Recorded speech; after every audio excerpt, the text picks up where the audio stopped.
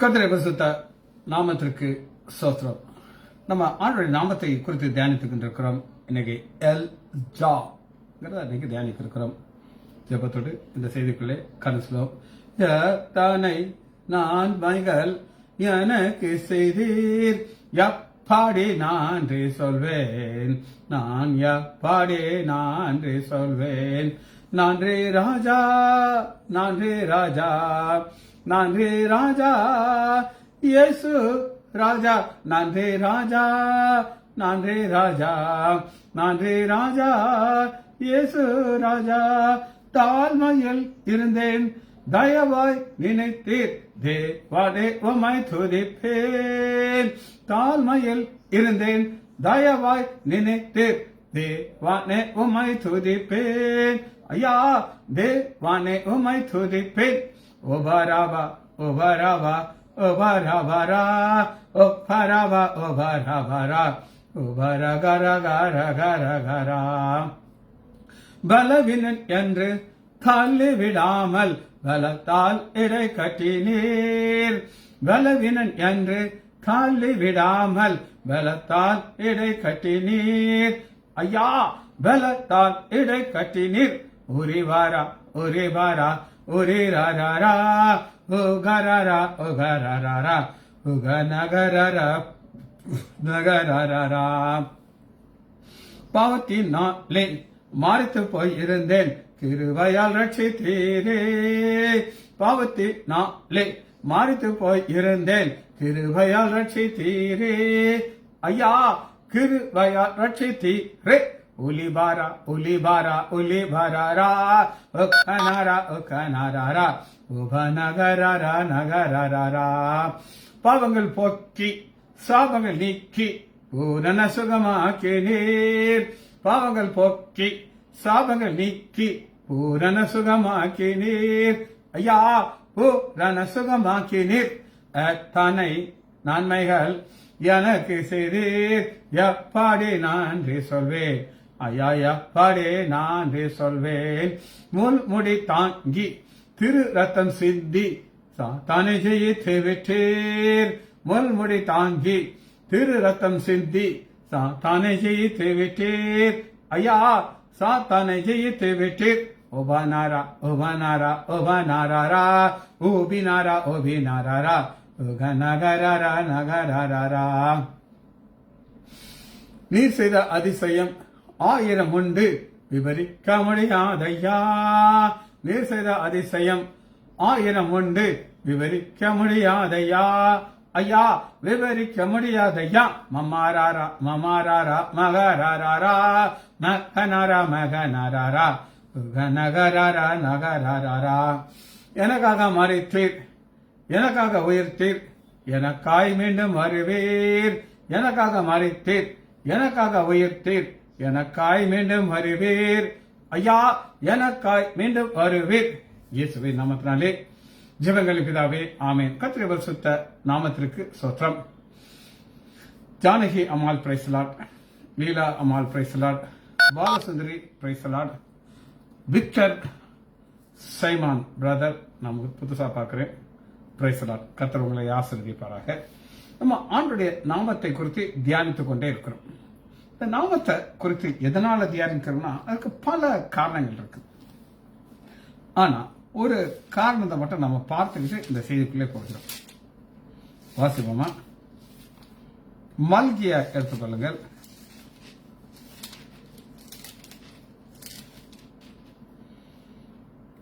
மூணாவது அதிகாரம் 14வது வசனம். மல்கியா 3:14. ஏன் நம்ம ஆண்டவருடைய நாமத்தை தியானிக்கிறோம் அனுப்போம். அப்பொழுது கர்த்தருக்கு பயப்படுகள் ஒருவரோடு பேசிக்கொள்வார்கள். கர்த்தர் கவனித்து கேட்பார். கர்த்தருக்கு பயப்படுறவர்களாக்கும் அவருடைய நாமத்தை தியானிக்கிறவர்களுக்கு ஞாபக புஸ்தகம் ஒன்று அவருக்கு முன்பாக எழுதப்பட்டிருக்கு. 2 புஸ்தகங்கள் இருக்குது. என் பைபிள் அப்படித்தான் இருக்குது. ஒன்னு கர்த்தருக்கு பயப்படுறவர்கள் ஒரு புஸ்தகம் போட்டிருக்காரு. இன்னொன்னு யார் யாரெல்லாம் அவருடைய நாமத்தை தியானிக்கிறார்களோ ஒரு ஞாபக புஸ்தகத்தை வச்சிருக்காரு. இப்ப என் பேரையும் எழுதுவார். அதுல ஜானகம்மா பேரு, லீலாமா பேரு, பாலசுந்தரி பேரு, விக்டர் பிரதர் பேரு, இவர்களுடைய பேர்லாம் அது எழுதி வச்சுருவார்.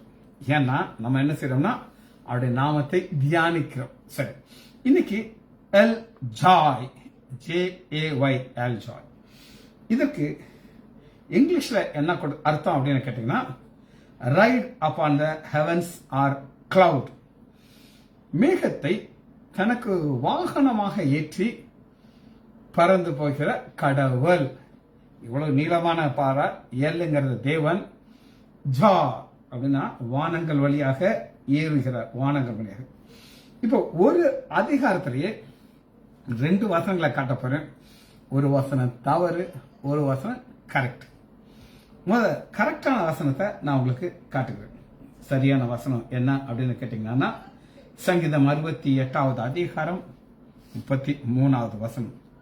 சங்கீதம் 68:33, ஆதி முதலாய் இருக்கிற வானாதி வானங்கள் மேல் எழுந்திருக்கிறவரை பாடுங்கள். வானாதி வானங்கள் மேல் எழுந்தி இருக்கிறவர், இதுதான் சரியான நாமம். இதே 68வது அதிகாரம் 4வது வசனத்துல ஒரு தவறான ஒரு டிரான்ஸ்லேஷன். டிரான்ஸ்லேஷன்ல கொஞ்சம் மாறுதல் இருக்கும், தவறு இருக்கும். இது என்ன நம்ம பார்க்கணும். தேவனை பாடி அவருடைய நாமத்தை கீர்த்தனம் பண்ணுங்கள், வானங்கள் வழியாய் ஏறுகிறவர்களுக்கு வழியை ஆயத்தம் பண்ணுங்கள். நம்ம வழியை ஆயத்தம் பண்ண முடியாது, ஆனா நாம் அவரை துதித்து பாட முடியும். 2 டிரான்ஸ்லேஷன்ல 33 சரி. திரும்ப உங்களுக்கு நான் வாசி காட்டுறேன். ஆதி முதலாய் வானாதி வானங்கள் மேல் எழுந்திருக்கிறவரை பாடுங்கள். நம்முடைய ஆண்டவர் ஒரு கல் சிலை கிடையாது. ஒரு கல் சிலைனா அது அந்த இடத்துல தான் இருக்கும். எத்தனை வருஷங்கள் ஆனாலும் அது அங்கதான் இருக்கும். ஆனா நம்முடைய ஆண்டவர் அசைகிறவர், அசைவாடி கொண்டிருக்கிறார். ஒரு இடத்துல இருந்து இன்னொரு இடத்துக்கு போவார். அங்க போகிறார் வானாதி வானங்கள் வழியாக. அவர் வாசம் பண்ணுகிற இடம் வானம். வானம் என்னுடைய சிங்காசனம், பூமியுடைய பாதபடி. இதை அவர் சொல்லியிருக்கிறார். வானம் அவருடைய சிங்காசனம், பாதப்படி பூமி. அவர் அசைகிற தேவன். எப்படி அசைந்து ஒரு இடத்திலிருந்து இன்னொரு இடத்துக்கு போவார் அப்படின்னா மேகங்கள் வழியாக. சரி, மேகங்கள் வழியாக செய்கிற அவருக்கு இந்த வெறும் வெஹிக்கிள் என்னதுங்க, ஒரு வண்டி. எங்க வீட்டில் ஒரு 4-5 கார் இருக்குது. ஆனா என்னுடைய வாகனம் என்ன, ஒரு சின்ன மொப்பட்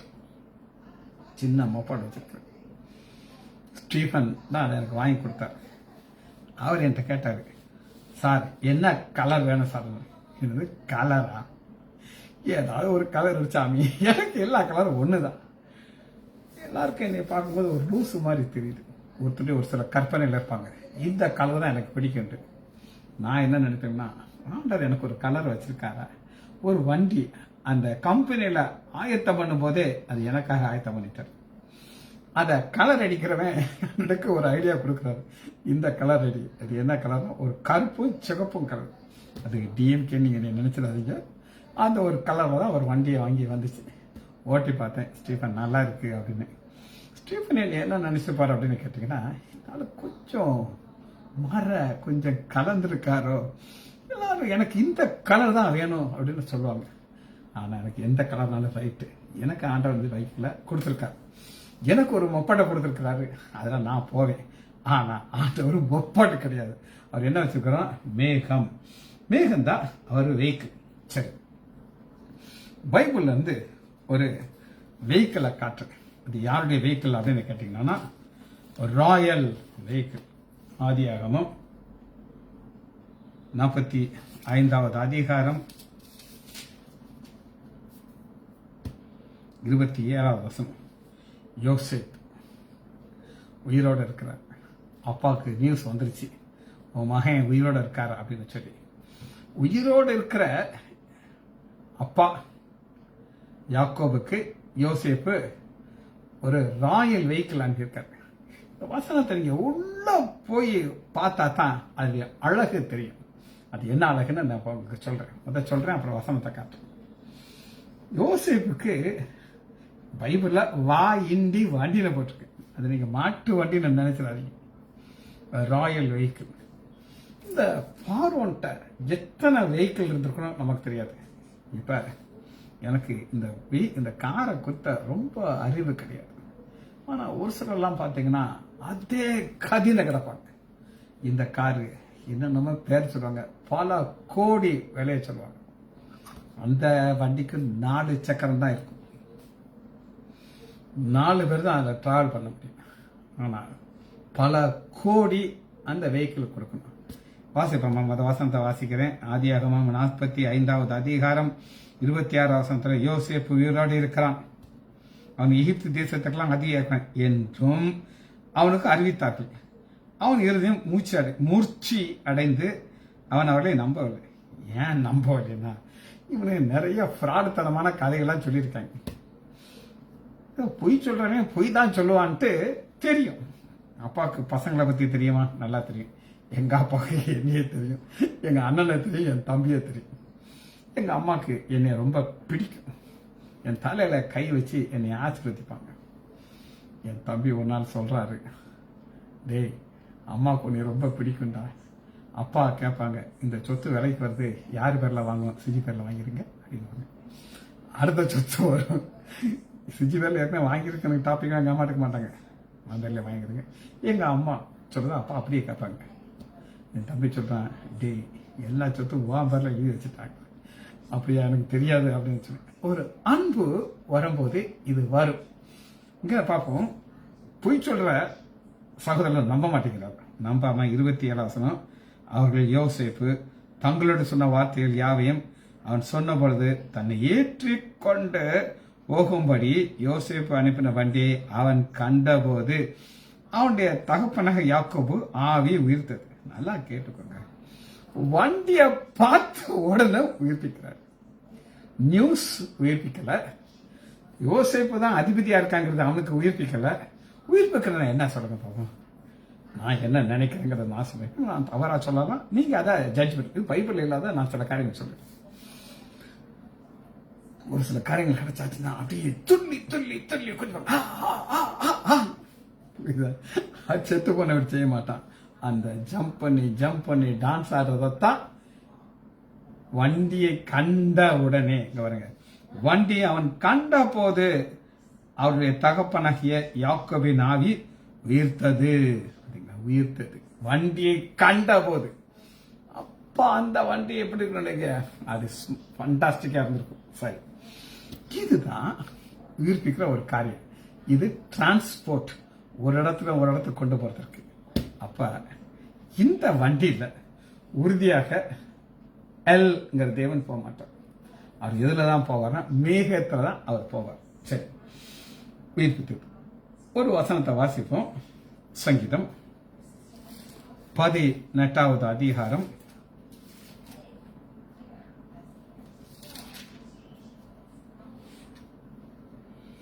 10வது வசனம். சங்கீதம் 18:10, கேருபு மேல் ஏறி வேகமாக சென்றார், காற்றின் செட்டைகளை கொண்டு பறந்தார். பாத்தீங்களா? ஆண்டவர் நான் சொன்னேன், ஒரு இடத்துல அவர் இருக்க வர்றார். அவர் ஒரு இடத்துல இருந்து இன்னொரு இடத்துக்கு அவர் எங்கும் வியாபித்திருக்கிறார். அவர் சர்வ வியாபியாக இருந்தாலும் ஒரு சில இடத்துக்கு அவர் வந்துடுவார் ஸ்பாட்டுக்கு. யாத்ராகமம் 15வது அதிகாரத்தில் ஆண்டவர் ஒரு ஸ்பாட்டுக்கு வந்துடுறார். எந்த ஸ்பாட்டுக்கு வருகிறார் அப்படின்னு கேட்டீங்கன்னா, வாசிப்போமா? யாத்ராகமம் 15வது அதிகாரத்தில்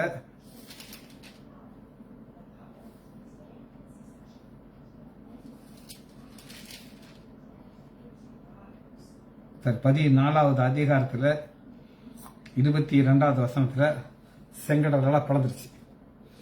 செங்கடல் ரெண்டா பிளந்த உடனே அந்த இடத்துல ஆண்டவர் ஸ்பாட்டுக்கு வருகிறார். அவர் சர்வ வியாபி தான், இல்லைன்னு சொல்லல. ஆனா ஒரு யுத்தம் வந்துருச்சானா அவர் அந்த ஸ்பாட்டுக்கு எப்படி வந்திருப்பார்னு எங்க பைபிள்ல இல்லை. ஆனா நான் எப்படி நம்புறேன்னா, ஒரு காற்றின் செட்டைகள்ல மேகங்களோடு வருகிறார். அந்த மேகத்தோடு வந்தாருங்கிறதுக்கு வாசனை கட்டாயம் இருக்குது. 14வது அதிகாரம் 19வது வசனம், அவள் இஸ்ரவேல் செய்து கொண்டிருந்தார், பின்னே நடந்து வந்தார், அந்த அவருக்கு முன்னிருந்த மேகம் விலகி. அந்த மேகத்துல வந்து ஸ்பாட்ல அவர் வந்துட்டார். திரும்ப சொன்னா வியாபி, எல்லா இடத்துல இருக்கிறவர், அவர் இல்லாத இடமே கிடையாது. தாவீது சொல்றாரு, உமக்கு பயந்து நான் எங்க போவேன். சங்கீதம் 139.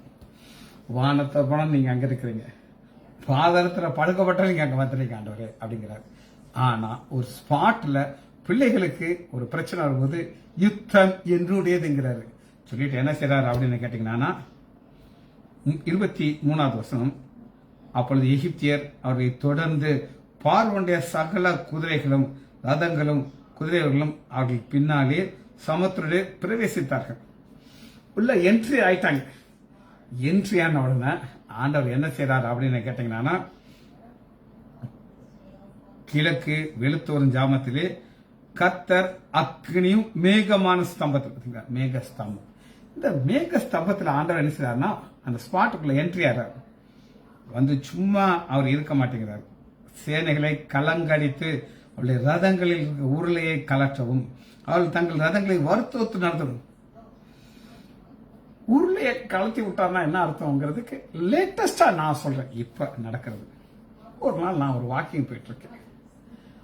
வாக்கிங் போயிட்டு கஷ்டப்பட்டு வெயிட்டை குறைக்கணும்ட்டு கஷ்டப்பட்டு நடந்துகிட்டு இருக்கேன். ஒரு ஆள் புல்லட்ல என்னை கிராஸ் பண்ணி போறாரு. அந்த எஸ்எஸ்கே மண்டபத்துக்கு முன்னாடி அவர் வண்டி நின்றுச்சு. இங்கிட்ட அடுக்கிறாரு, அங்க இருந்தாரு.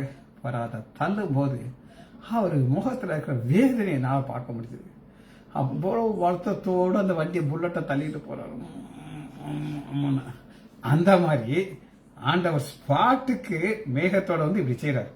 அந்த இடத்துல அவங்களுடைய வார்த்தை என்ன சொல்றாங்க அப்படின்னு கேட்டீங்கன்னா, அப்பொழுது எகிப்தியர் இஸ்ரேலை விட்டு ஓடி போகும், கர்த்தர் அவர்களுக்கு துணை நின்று எகிப்துக்கு விதமாக யுத்தம் பண்ணுகிறார். யுத்தத்தை ஆரம்பிச்சிட்டார், வந்துட்டாரு எதிரி சொல்றாங்க. சரி, இப்ப நான் ஒரு கேள்வி கேட்கிறேன். செங்கடல் பழந்துச்சு, இஸ்ரேல் மக்கள் நடந்து போறாங்க. ஏன் பின்னாடியே எகிப்தர்கள் விரட்டிட்டு வரல?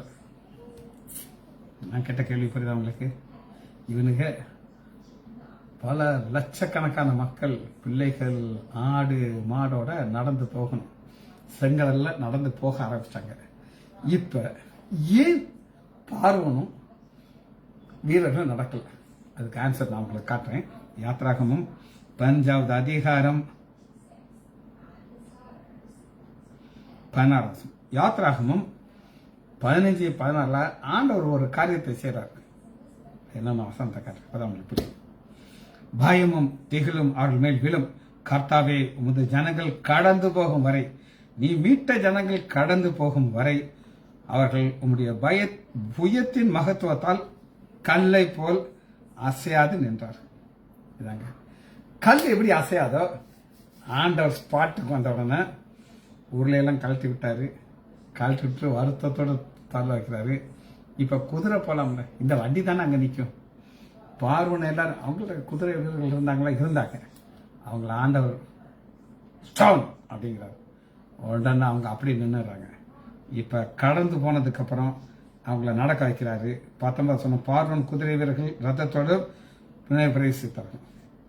8ஆம் முடிஞ்சிச்சு. சரி, இப்ப சங்கீதம் நம்ம ஏற்கனவே வாசிச்ச வசனத்தை திரும்ப வாசிக்க போறோம். சங்கீதம் 18வது அதிகாரம் 10. கேருபீன்கள் மேல் ஏறி வேகமாக சென்றார். காற்றின் சேற்றில் இருள் தமக்கு மறைவிடமாக, கரும்புணர்கள் ஆகாயத்து கார் மேகங்களை தமக்கு சூழ. கார் மேகங்கள், மேகங்கள் அப்படியே வெஹிக்கிள் அப்படின்னு சொன்னேன். கார் மேகம் என்ன நீங்க அப்படின்னு கேட்டீங்கன்னா, அது ஒரு இருள் சூழ்ந்து இருக்கும், டார்க். இப்ப எனக்கும் உங்களுக்கும் இங்க கொஞ்சம் பேர் இருக்கீங்க. நீங்க ஒரு சொந்த வீட்டில் இருக்கீங்கன்னா வச்சுக்கோங்களேன். 10 வருஷமா இருக்கீங்க, 15 வருஷமா இருக்கீங்க, 20 வருஷமா இருக்கிறீங்க. திடீர்னு கரண்ட் போயிடுச்சு. உங்களால ஒரு இடத்துல இருந்து இன்னொரு இடத்துக்கு போக முடியுமா? முடியாது. காலை அடிச்சு வைக்கிறது, விழுந்துருவீங்க. ஆனா ஒரு குருடனுக்கு அழகா நடந்து போயிடும். அவனுக்கு என்ன தேவையில்லை? லைட்டு தேவையில்லை. அதுபோல நம்முடைய ஆண்டவருக்கு லைட்டு தேவையில்லை. சரி, அவருடைய டிரான்ஸ்போர்ட்டை பார்க்க அவர் மேகங்கள் மேல் ஏறி வருகிறார். Ride upon the heavens or cloud தான் அந்த செய்தியுடைய தலைப்பு. சங்கீதம் 104வது அதிகாரம் 3வது 104:3 தம்முடைய தூதர்களை காற்றுகளாகவும் தம்முடைய ஊழியக்காரர்களை அக்னி ஜுவாலையாகவும் செய்கிறார். ஊழியக்காரர்களை அக்னி ஜுவாலையாக்குறார். ஆனா தூதர்களை காற்றாகும். இது முதல்ல இருந்து அந்த வசனத்தை வாசித்தா தான் இது என்னன்னு புரியும். 104வது அதிகாரம் 1 வசனம், என் ஆத்துமாவை கர்த்தரை சோற்று. இது என்ன அப்படின்னு கேட்டீங்கன்னா, தாவீது அவருடைய ஆத்துமாட்ட பேசுறாருங்க. நீங்க எனக்கு ஆத்துமாட்ட பேசிருக்கீங்களா? ஒவ்வொரு ஜபத்தை முடிக்கும் போது என் ஆத்துமாவை கர்த்தரை சோற்றுன்னு நமக்கு தெரியாமலே நம்ம ஆத்துமாட்ட சொல்றோம். அதைத்தான் இங்க பார்க்கணும். என் தேவனாகிய கர்த்தாவே, இது மிகவும் பெரியவராக இருக்கிறது. மகிமையும் மகத்துவத்தையும் அணிந்து கொள்ளிருக்கிறது. மகிமை மகத்துவம். காலையில் 7 மணிக்கு 6 மணிக்கு ஆலயத்தில் போய் ஒரு செய்தி கொடுத்தேன். யூடியூப்ல அதை போட்டிருக்கிறேன். செகண்ட் விரக்கல் அப்படின்னு சொல்லி, உங்களுக்கு டைம் இருந்தால் அதை வாசி கேளுங்க. அது என்ன அப்படின்னு நீங்க கேட்டீங்கன்னா, இந்த மகிமையும் மகத்துவத்தை அணிந்து கொள்ளுகிற ஆண்டவராகி இயேசு கிறிஸ்து. முதலாம் அற்புதம், தண்ணீரை திராட்சரசமாக மாற்றுகிறார். ஜானகியமா வந்திருந்தாங்க இந்த செய்தியை கேட்கறது. யூடியூப்லயே இருக்கணும், உட்காந்து எழுதுங்க. அதுல நான் என்ன சொன்னேன் அப்படின்னு கேட்டீங்கன்னா, அற்புதத்தை ஆண்டவராகி இயேசு கிறிஸ்து எதற்காக செய்கிறார் அப்படின்னு கேட்டீங்கன்னா, தன்னுடைய மகிமையை அவர் வெளிப்படுத்துவார். நாம் அதை விசுவாசிக்கணும். இதான் மேட்டர். மகிமையை வெளிப்படுத்துவார், நாம் என்ன செய்யணும்? அதை விசுவாசிக்கணும். பெதஸ்தா குளத்துல 38 வருஷமாக ஒருவன் அங்கே இருக்கான். அவனால் நடந்துக்க முடியாது. கேட்டா ஒரு எக்ஸ்கியூஸ் சொல்லுவோம், நான் வர்றதுக்கு கொண்டு போறதுக்கு ஆளே இல்லை அப்படின்னு சொல்லி. ஆனா ஆண்டவர் வந்து அவனை சந்திக்கிறார், அவனுக்கு ஒரு அற்புதத்தை செய்கிறார், நடக்க வச்சிட்டார். ஆனா அது ஓய்வு நாளா இருந்துச்சு. ஓய்வு நாளா இருந்துச்சு. அவர் என்ன சொன்னார்னா, நானும் பிதாவும் ஒன்னு, ஈக்குவல் அப்படின்னு சொல்கிறார். அந்த ஈக்குவல்ங்கிற ஒரு கான்செப்ட் அவங்க ஒத்துக்கொள்ளணுங்கிறதுக்காக 38 வருஷம் வியாதியா இருக்கிற ஒருவனை நடக்க வச்சிட்டார். இப்ப ஓய்வு நாள் அன்னைக்கு அவர் செய்யலாமா செய்யக்கூடாதா அதான் கேள்வி. ஆனா அவர் என்ன சொல்லுகிறார் அப்படின்னு கேட்டீங்கன்னா, பிதா என்ன சொன்னாரோ அதைத்தான் நான் செஞ்சேன். பிதா என்ன சொன்னார் எங்கிட்ட அப்படி கேட்டீங்கன்னா, இந்த ஓய்வு நாள் அன்னைக்கு அவனை நீ எழுந்து நடன சொல்லுனாரு. நான் சொன்னேன், நடந்துச்சார். காரணம் என்னன்னா, பிதாவாகிய தேவன் தான் எனக்கு ஜட்ஜ்மெண்ட் கொடுக்குற பவரை கொடுத்துருக்காருன்னு சொல்லி ஒரு வசனம், ஒரு மெசேஜ் கொடுத்தாரு. நான் 45 மினிட்ஸ் சொன்ன வசனம். இது எதுக்காக நான் சொல்லுன்னா, இந்த வசனம் அங்க கனெக்ட் ஆகுது பாருங்க. மகிமையையும் மகத்துவத்தையும் அணிந்து கொண்டிருக்கிறது. நான் ஒரு ஷோட்டை போட்டிருக்கேன், ஒரு பேனாவை வச்சிருக்கேன். இந்த பேனா வச்சு நான் எழுதுறதற்கு நேரம் வந்து வச்சிருக்கேன் இந்த பாக்கெட்ல. இதை நான் அணிந்து கொண்டிருக்கிறேன். ஆனா அவர் அணிந்து கொள்வது எதை அப்படின்னு கேட்டீங்கன்னா, 2வது வசனம், ஒளியை வஸ்திரமாக தரித்து வானங்களை திரையை போல விரித்திருக்கிறேன். ஒளிங்கிறது அவருடைய ட்ரெஸ். ஆதாமுக்கு இந்த ஒளிங்கிற வஸ்திரத்தை தான் கொடுத்திருந்தார்.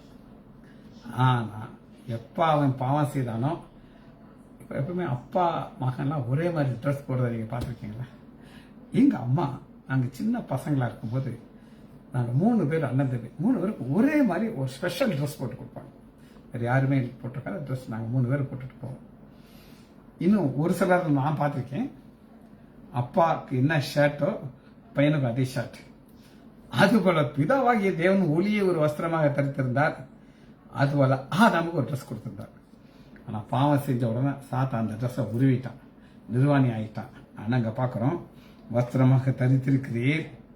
அந்த வஸ்திரமாக தரித்தவர் 3வது, தமது மேல் வீடுகளிலே தண்ணீர் நான் பாவி மேகங்களை தம்முடைய ரதமாக்கி.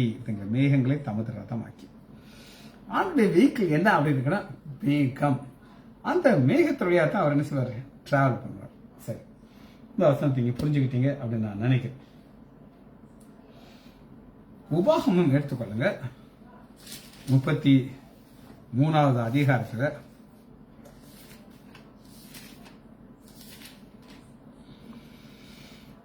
முதல் வசனத்துல, தேவனுடைய மனுஷனாகிய மோசே தான் மரணமடைய முன்னே இஸ்ரவேல் புத்திரரை ஆசீர்வதித்த ஆசீர்வாதம். அந்த ஆசீர்வாதத்துல ஒரு முடிக்கிறார். முடிக்கும் போது அது எப்படி முடிக்கிறார் அப்படின்னு நீங்க கேட்டீங்கன்னா 33வது 26வது வசனத்தை நான் உங்களுக்கு வாசிக்கிறேன். யேசுரனுடைய தேவனை போல ஒரு தேவன் இல்லை. யேசுரன்கிறது என்ன அப்படின்னு கேட்டீங்கன்னா, இது ஆண்டோடைய நாமம் கிடையாது, இஸ்ரேல் மக்களுக்கு ஒரு நாமம். இதை குறித்து நான் அடுத்த செய்தியில நான் ரெடி பண்ணி வச்சாச்சு. உங்களுக்கு நான் வியாழக்கிழமை அதை நான் சொல்லுவேன். அவர் தமக்கு சகாயமாய் வானங்கள் மேலும் தமது மாட்சிமையோடு ஆகாய மண்டங்களின் மேலும் ஏறி வருகிறார். இந்த ஏறி வருகிறத தான் நம்ம பார்க்கணும். ஏறி வருகிறார், அது அவருடைய பாதை, அது அவருடைய டெக்னாலஜி. மேகத்தோடு ஏறி வருகிறார். 27 அனாதி தேவன். ஏறி வருகிற தேவன் அனாதி தேவன். உலகம் முன்னாடி இருந்தாரு, கடைசிலையும் அவர் தான் இருப்பார். இன்னொரு வசனத்தை எடுத்துக்கொள்ளும். சங்கீதம் ஏசாயா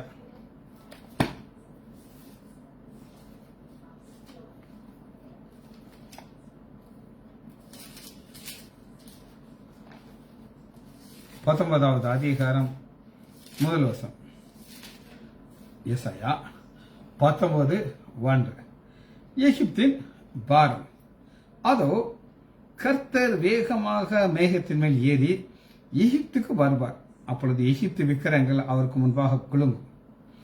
எகிப்தின் பாரம் அப்படின்னா என்ன அர்த்தம் அப்படின்னு கேட்டீங்கன்னா, ஏசாயாக்கு எகிப்துக்கு வருகிற அழிவை காட்டும்.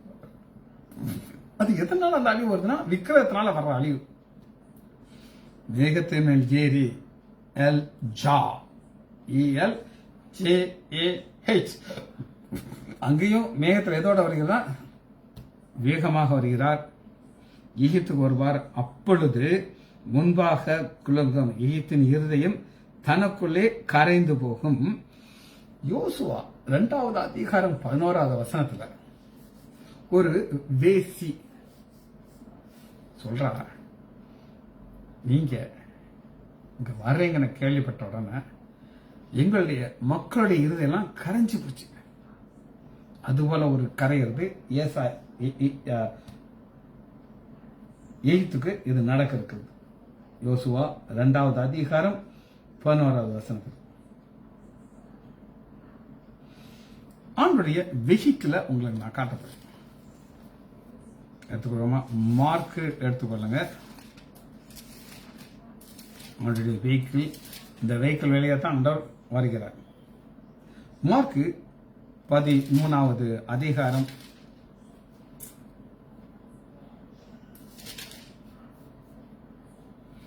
2nd கமிங், 2வது வருகையை குறித்து வெகு அழகான ஒரு வசனத்தை நான் காட்டுறேன். மார்க் 13வது அதிகாரம் 26 வசனம். அப்பொழுது மனுஷகுமாரன் மிகுந்த வல்லமையோடும் மகிமையோடும் மேகங்கள் மேல் வருகிறதை காண்பார்கள். இந்த மேகங்கள் மேல் வர்றாரு, இது அசையாது. ஆனா 25வது வசனம் பாருங்க, வானத்தின் நட்சத்திரங்கள் விழும், வானத்தில் சத்துவங்கள் அசைக்கப்படும். நட்சத்திரம் அசையும், சூரியன் அசையும், சந்திரன் அசையும், ஆனா ஒண்ணு மட்டும் அசையாது, மேகங்கள். ஏன் மேகங்கள்? அதுல நம்முடைய ஆண்டவராகிய இயேசு கிறிஸ்து 2nd கமிங்ல வர்றாரு. அதனால அது மட்டும் அசையாது, மற்றதெல்லாம் அசையும்.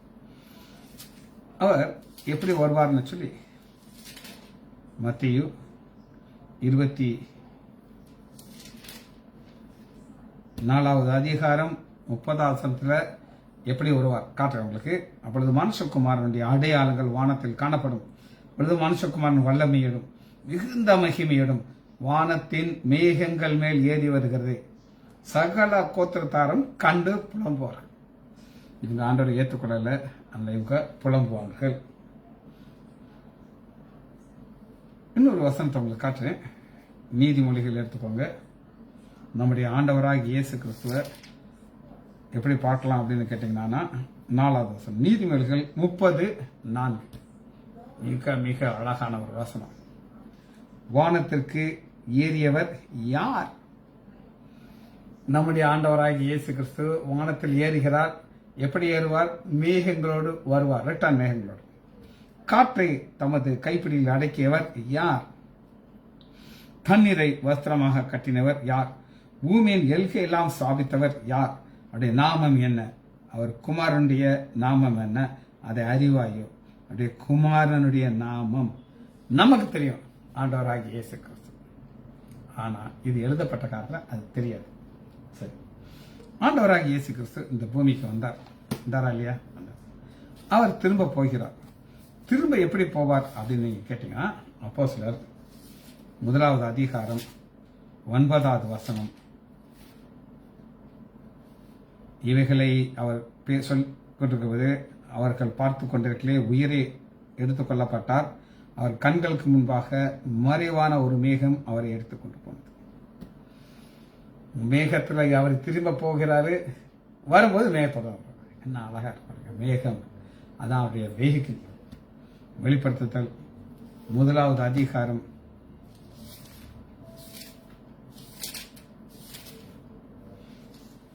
7வது வசனம். வெளிப்படுத்துதல் 1:7, இதோ மேகங்களோடு வருகிறார். மேகங்களோடு தான் வருவார். போகும்போது மேகத்தோடு போனாரு, திரும்பது மேகத்தோடு தான் போவார். ஜெபிச்சு முடிப்போமா?